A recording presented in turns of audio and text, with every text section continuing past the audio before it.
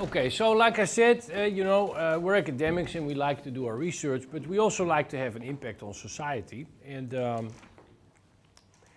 when we first did this research on green buildings, we of course went out and we started talking to pension funds and other investors in these green buildings or non-green buildings, and we said, green building investment is a good thing because you have better performance. And these investors said, well, Piet, or Professor Eichholtz, depending on how well we knew them, they said, very interesting, but you may not know it, but we no longer invest in buildings. We invest in property companies who invest in buildings, so the choice for the individual building is no longer ours. It is in the investment mandate to which for the group to which we have outsourced this decision. So we would be interested in knowing whether these funds and these property funds, what they do and how they do, and can't you measure that for us? And we said, yeah, we can measure that. And so we did a survey, and we asked these property companies how they did on sustainability, not just in terms of how much energy they consume and how much water they consume and how much greenhouse gases they produce, but also more about their infrastructure. And so, for example, do they have somebody in the management board who's responsible for sustainability? Do they give people bonuses if the company does well in sustainability? Do they have a sustainability plan? Do they, that sort of stuff too. And we did that, and we did this survey and we surveyed about 200 property companies, and we did it for 3 pension funds, ABP and PGGM. These are 2 big Dutch pension funds, and USS, which is a big UK pension fund. And they said, "This is great. This is exactly what we need. Can't you make this into a company?" And then we said, yes, why not? So we now have this university spin-off called GRESB, the Global Real Estate Sustainability Benchmark. And I am proudly the non-executive director of that. I have always found the word non-executive director much nicer than just director. So I'm very proud to be able to call myself non-executive director. It just means that I don't do anything. So this is a very luxury position, and I hope you will reach that happy state at some point in your life as well. And what do? We measure the sustainability performance, but also the way a company is organized to get to that performance for property companies. And the first year we did it for about 200 property companies, and now we do it for 550 property companies. And in the beginning we did it for 3 pension funds, and now we do it for about 100 pension funds. So this is great. This is something that really, and we see that we have impact. And we see that because of what we do, property companies are waking up and saying, hey, this is interesting. And so first, let me give you some of our most recent survey. Actually, the survey of last year, because the survey of this year we just sent out 2 weeks ago. But this is from last year. So you see that energy consumption is down 4.8%. And this is a like-for-like portfolio. So we look at the same real estate assets in 1 year, and the next year it's down 4.8%. Water, greenhouse gas emissions down with 2.5%, and water consumption down with 1.2. So these are actually nice numbers. Yeah. That's always just from the US, right? No, this is global. This is global. So this GRESB, the global real estate sustainability benchmark. So the first word suggests it's global, and it is global, and this global impact, and we also measure it for the United States and for the Netherlands and stuff like that. But globally, so we see that the industry is heading the right way. So for North America, actually, it's even better. Greenhouse gas emissions are going down 6.6%. Europe didn't do so well. Asia and Australia did very well too. Now, what's really interesting here is that, let's see what, no, I'll come back to these numbers in a bit. So this is basically what we see in terms of the output. Now, what do we do?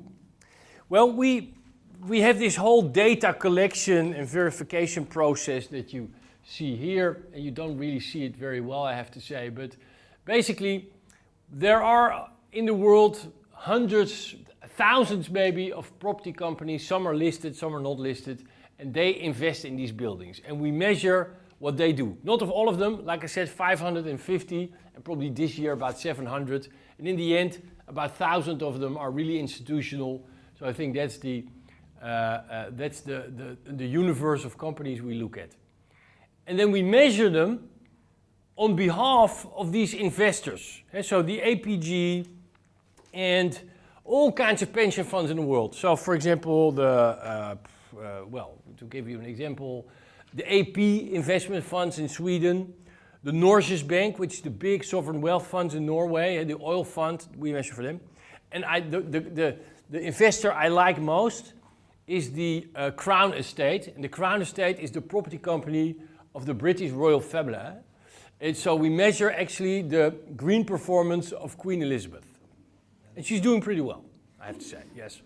You know, because of the hunting probably, you know, they need clean environment, otherwise there's no deer, right, to be shot. So, no, but seriously, so there's all these investors that use our data. And why do they use that data? Well, the way pension funds usually do, let's say, socially responsible investing is kind of primitive. And so they measure, basically they put companies in brackets. And they say, well, we have or in buckets maybe. You could say we have a good bucket and a bad bucket. And the companies in the bad buckets are, let's say, the sin companies.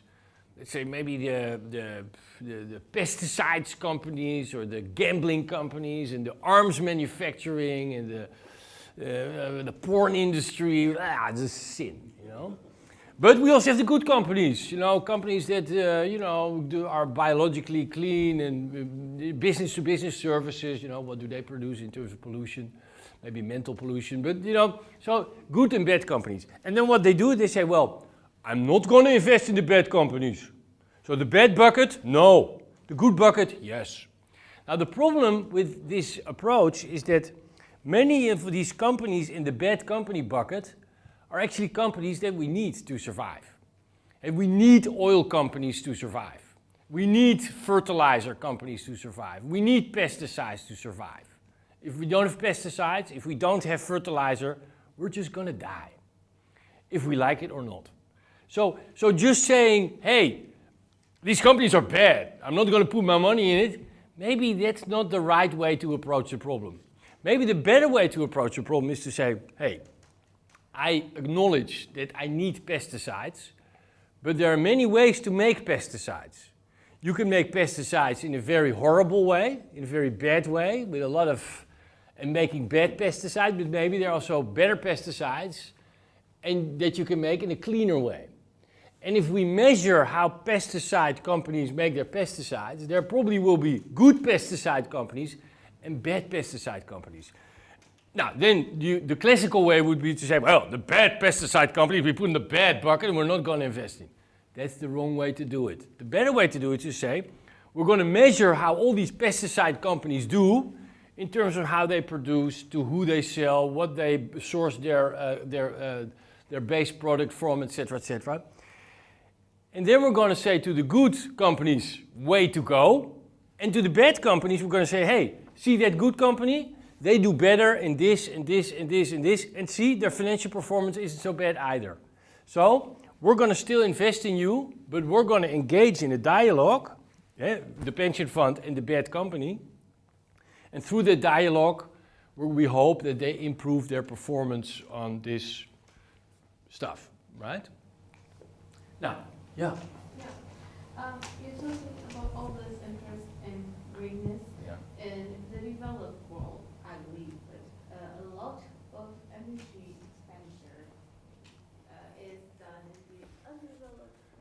Right. Are they still also interested in that, or are they also thinking about that? Oh, Are they also definitely.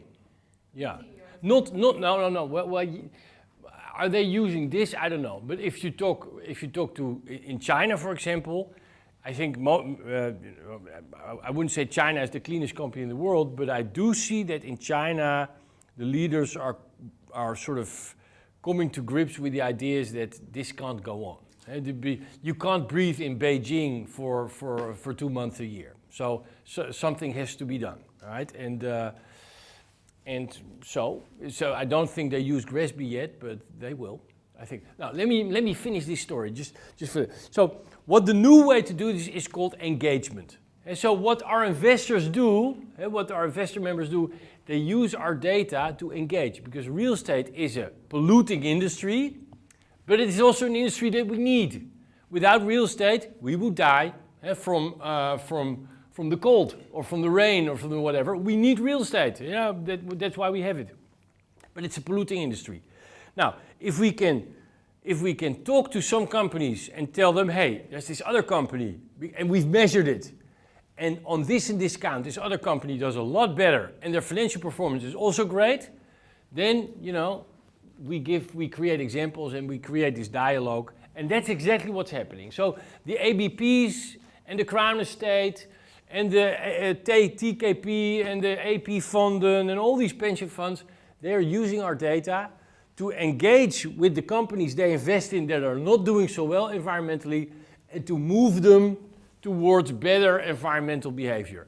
And we see it happening every day. And of course, there's a lot of skepticism. There are a lot of property companies that say, yeah, all this environmental stuff, Well, I'm just going to appoint an environmental officer, and that's it. So it's window dressing. Some people do that. But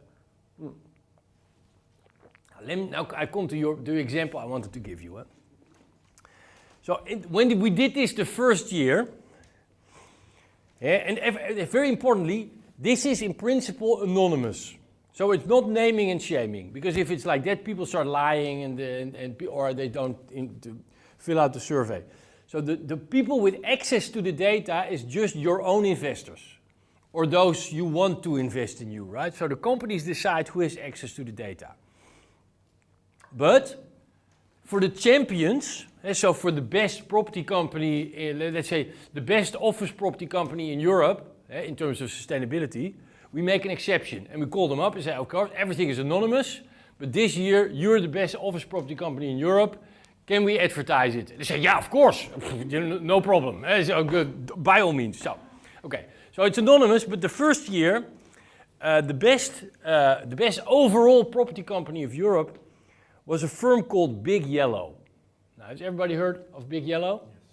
You know it? Yeah. What is Big Yellow? That's the stuff they threw on Vietnam, is it? No, that's something else. No,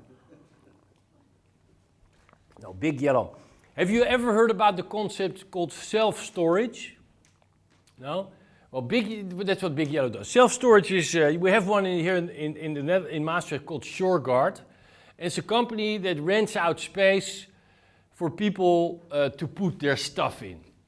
And mostly that's people who get divorced and therefore now no longer have a big house but 2 small apartments because they can no longer pay a big house. And then they keep all their stuff, but instead of dumping all the stuff or putting it on Marktplaats, they put it in the self-storage. So you could say it is the real estate of hope, because you hope that at some point you're going to use that stuff again. Of course, not going to happen. At some point you burn it, but we're not going to say anything. So it's self-storage. It is the least sexy real estate on the planet. And there's nothing sustainable about it. Yet, Big Yellow was the European champion in terms of sustainability. And what's even more interesting is that Big Yellow is not a property company that advertises itself as being environmental. And we have of course the Triodos property fund. Well, Triodos is this green little bank in the Netherlands, and they consider themselves the greenest on the planet. They're not, but so they always under this label of green. But Big Yellow green, so don't care. Even more interesting is that the CEO of Big Yellow, the boss man, he is also the biggest owner of he's the biggest shareholder of Big Yellow. And I've interviewed him, and this guy is not at all interested in sustainability or the planet or whatever. He is just interested in making a lot of money, and he's very much interested in his yacht.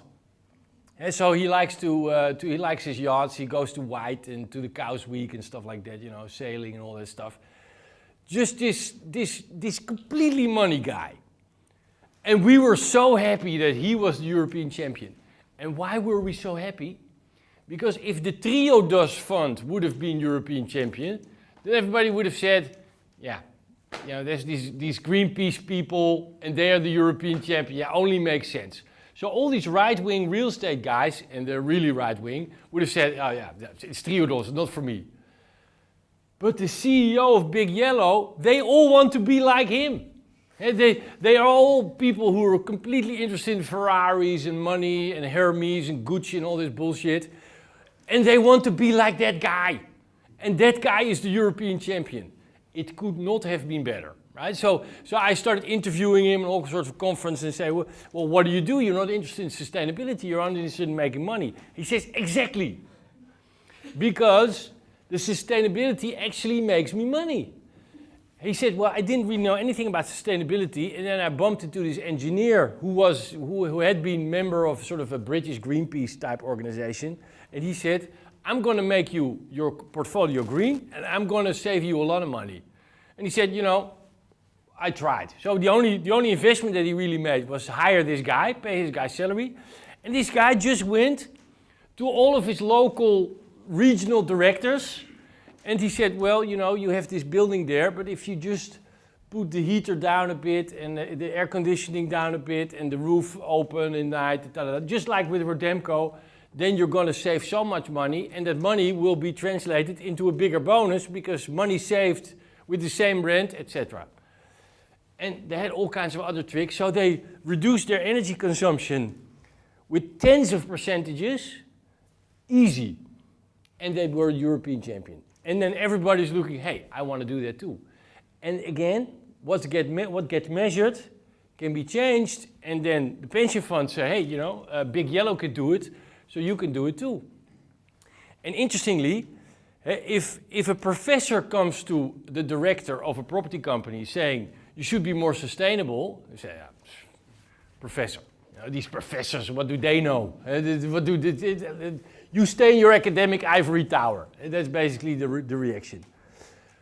But when their shareholders say it, when your shareholder says, your key capital provider says, hey guy, you got to be more green, that's a whole different story, because that they cannot neglect. That is somebody you really want to listen to.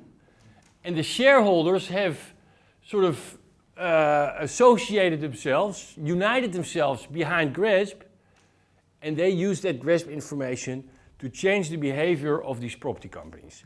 So through our little measurement system, we can really have this huge lever of the capital market to change what's happening in the real estate sector. So just by creating information and making sure that the information is used by the key decision makers in the capital market, can we really change and have an impact on the real estate industry. Now, that's what I really like. So it's really research-based. It's based on the concepts that we designed with our research, but it's very practical, and we really have an impact in terms of improving the planet and improving the sustainability of this big polluting industry that we really need. And we cannot live without real estate. So we cannot put it in the bad bucket and neglect it. We have to change it. And that's what we're doing just by creating a little measurement system. So I'm very proud of that. Now, this is just some boasting numbers, really. And this is the number of members that we had in 2012, numbers of members that we had in September 2013. Right now we have 120 members. So this is getting, just, I really like to boast, so forgive me for it, but of the top 100 real estate capital providers of the world, 40 are members of GRASP. So it's really something that is embraced by the big players in the market. And very importantly, this is also why we think it's such a success. It is a survey, and surveys have two problems.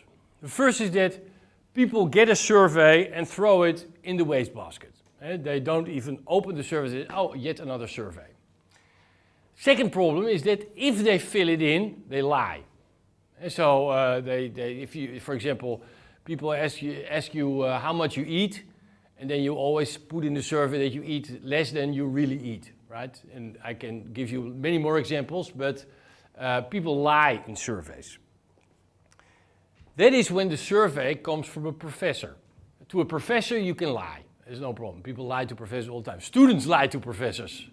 Don't mention it, but it's true. But lying to your capital provider, lying to your shareholder is illegal. In any law in Western countries, lying to a shareholder is illegal, and you can actually go to prison doing it. So we use that law, so we do not send out the survey. The pension funds send out the survey to the property companies they invest in, and the industry associations send it out. And so it's the clubs of these property companies so you get a letter from your industry association saying, this is a very important survey, you should really fill it out, we support it, this is an industry-driven thing, da-da-da-da, and then the next day they get a letter from their capital provider saying exactly the same thing. And this is very important because first, people then fill out the survey, and second, they don't lie. Because they probably still lie, but if lying is illegal, you lie less than if you can do it to a professor. That's the trick. So we employ, let's say, the existing institutions in the capital market to make sure that the information that we get is good and truthful. Now, of course, we also employ all kinds of controls to make sure that it's good and truthful, but this is a big step in that direction. This is just a sort of tombstone of some of the members that we have, like ATP, APG, Credit Suisse, UBS, the big names are all here. And because we have all these big names that I really like to boast about, we have big leverage.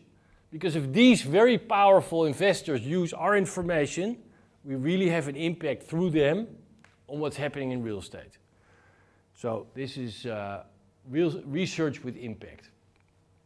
Now this is just a coverage of the market. This is what we call the quadrant model, and this is interesting. Let me show you what this is.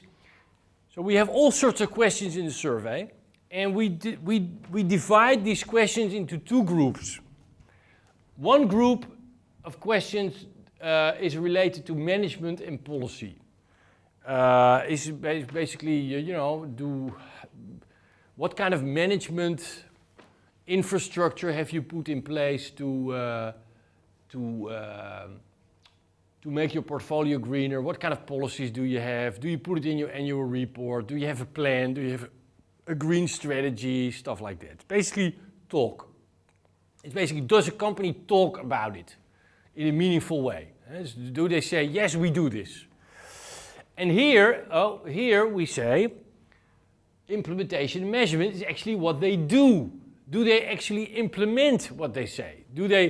Yes, they have a plan, but what do we then see in terms of key performance indicators? Do we actually see that water consumption is going down, that energy consumption is going down, that greenhouse gas emissions are going down?